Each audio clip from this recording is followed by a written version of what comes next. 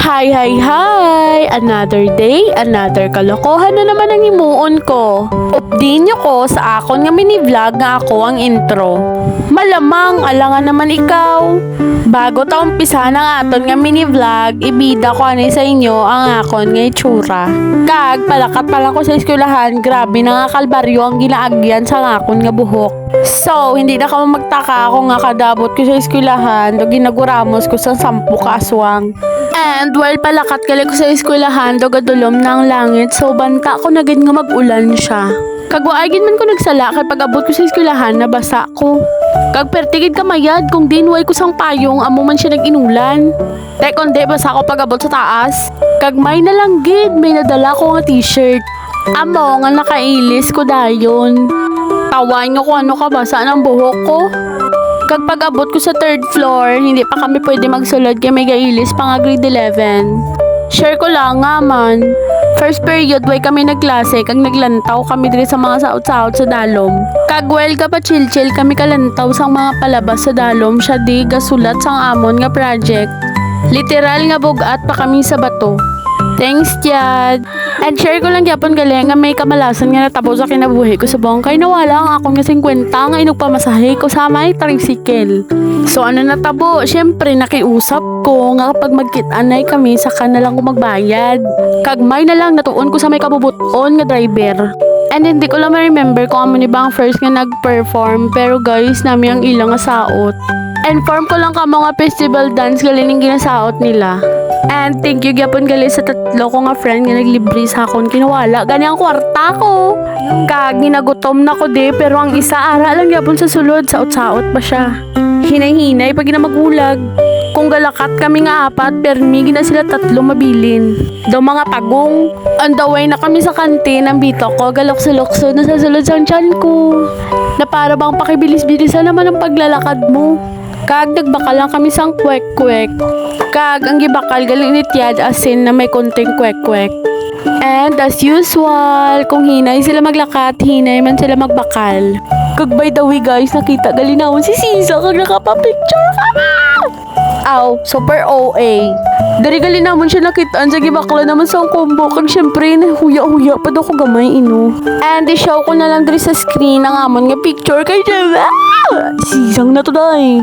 Pagpasensyahin nyo na lang gid ang boses ko, hindi ko pwede magsinggit. Pero thank you, Prinsesa, kaya nakapapicture kami sa imo. I hope nga magkitaan na italiwat. Thank you so much. And pabalik na kami sila sa classroom kay syempre day may 3rd period pa daw kami no. And pag-abot naman sa taas, nag-retouch lang ko kay daw ginahulas na giningakon nga makeup. Naghalo-halo na ang balhas ko kag ang yabok na nagdarikit sa itsura ko. So kung di ko mag-retouch, basi pwede na ko prituhan sang itlog na sanitize up sa agtang. Basi pag makita ko sa maestra ko, ay hala, ano ni siya kalaha. And kung hindi man perfect ang kinabuhi ko, at least perfect ang eyeliner ko. Mabato ko pa perfect kay isang eyeliner. Tambog ba? Kay artist maning dalawa ko kaupod, so nag-drawing sila.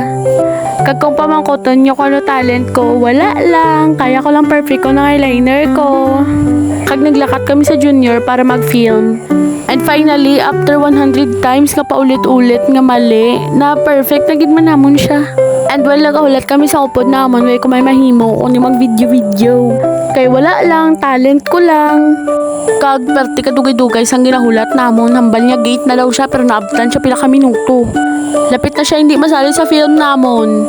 Kag kung ano naman siya kadugay nga ginahulat, amo man kadugay ang video nga na film ko. O diba, thanks to you. And finally, natapos na gid man namon ang film, so nagbalik na ako sa building. Kay mga bida-bida man kami, da kami sa tunga nag-agite, pagsinggit sang mga nagapractice na kiribot kami. And shout out kay Swegay, Palma, kag Aboy. Sila ang mga upod ko nga nag-film.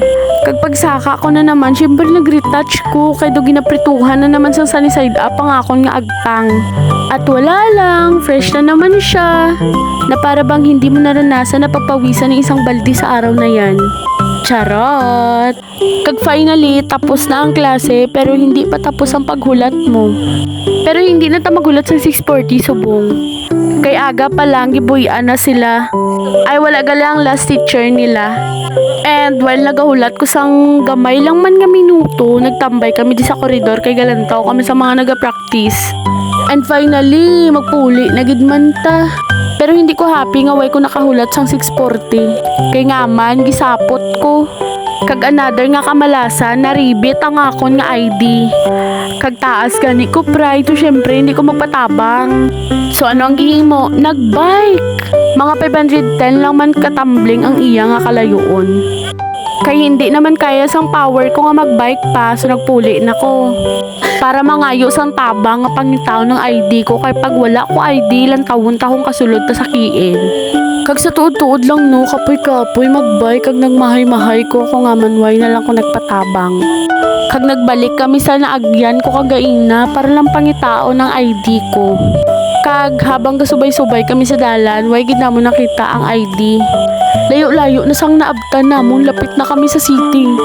Kag nagdesisyon kami nga magpuli sa balay, pag-abot namon ara lang gali dito sa usaran namon ang ID ko nahulog. Pero at least makasulod ko ba sa kiin. Kag singit ko na lang gali ning katarantaduhan sang manghod ko, pati hinablo siya gidamay. Kag amo pa lang siguro ning bata nga badyaw pero may pacifier. Pag siya ang gabantay sa ginablos niya, puno ka bukol ang ulo. Kailan tawa man bilang pamantay niya.